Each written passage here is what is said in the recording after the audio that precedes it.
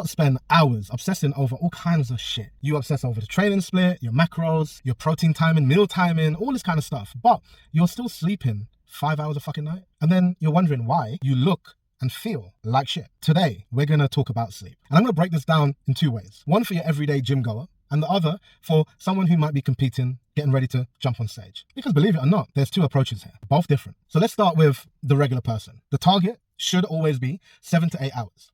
Now that's not some made up number. That's what the research has consistently pointed out for optimal recovery and body composition. Now, here's what happens when you start to dip below that. Your hunger hormones go completely fucking haywire. Now there's two that you need to know about. Ghrelin and leptin. Ghrelin is the one that makes you hungry. Leptin is the one that tells your brain, yo, listen, I'm good. I'm satiated. I'm full. Now, when you don't get enough sleep, ghrelin goes up and leptin goes down. Studies have found that just 2 nights worth of sleep restriction can drop leptin levels by 18% and push your ghrelin levels up by 28%. And then you're wondering why the fuck it's so hard for you to stick to a diet. I mean, it's not a willpower problem. It's literally your hormones telling you to eat fucking more. And you know what? It gets worse because it's not like you're craving good food, food that is productive for your goals. Yeah, it's not chicken and rice. Oh no. Research has found that just 2 nights of crap sleep made people crave foods like sweets, cookies, cake. I mean, basically, when your body is sleep deprived, it wants high calorie stuff. One study found that sleep restriction was associated with an increase in total calories just from snacks, primarily from carbohydrates. So by not sleeping enough, you're making a process that is already hard even harder. And then, to make matters worse, if you're not sleeping properly, you're not recovering properly either. Around 70% of restorative growth hormone is naturally released during deep sleep. So,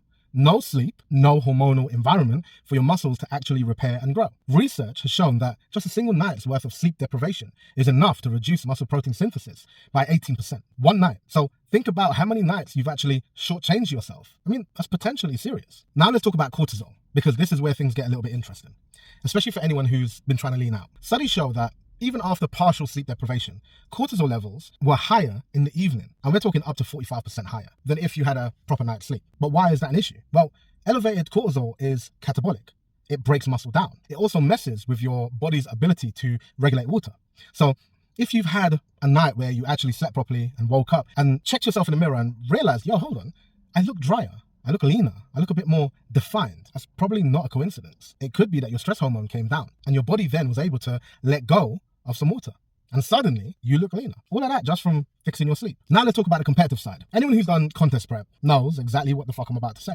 Your sleep goes to absolute shit, especially when you're getting closer to that show. You're probably running stimulants. You're on some next level calorie deficit. We're talking fucking poverty calories here. Your nervous system is on edge, and your natural sleep cycle just gets completely fucking wrecked. Now, without the right amount of sleep, you can look like absolute dog shit on stage. So a secret weapon when your sleep becomes unreliable are naps. Now, this isn't just bro science. Research has shown that midday napping can enhance or restore exercise performance and cognitive function, both after a normal night's sleep and after a night of sleep loss, with longer naps of 35 to 90 minutes appearing to provide superior benefits.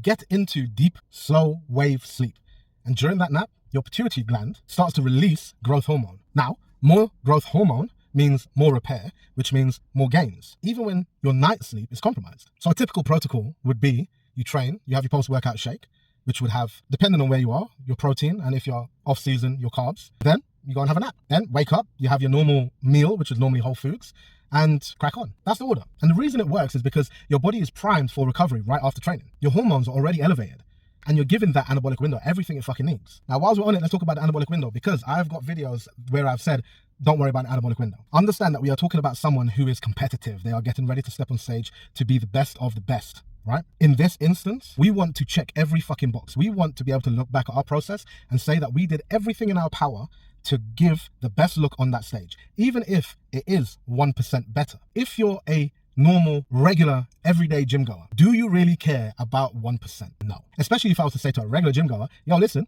go home, post-workout shake, have a nap for about 35 minutes, 90 minutes. Be like, what the fuck are you talking about? I got work to do. I got this, I got that, but I got life. But when you are preparing for a show, your life is this. Your life is the show. End of the day, 7 to 8 hours of sleep. If you're a regular person, if you're competing and your sleep is getting disrupted, then naps are not really optional. They're actually part of the program. If you've been doing absolutely fucking everything in the gym and in the kitchen and you're supplementing correctly, but you're just still not leaning out, still not recovering, still not growing, maybe have a look and pay attention to what's happening with your sleep. Sort that out first and it might change your game.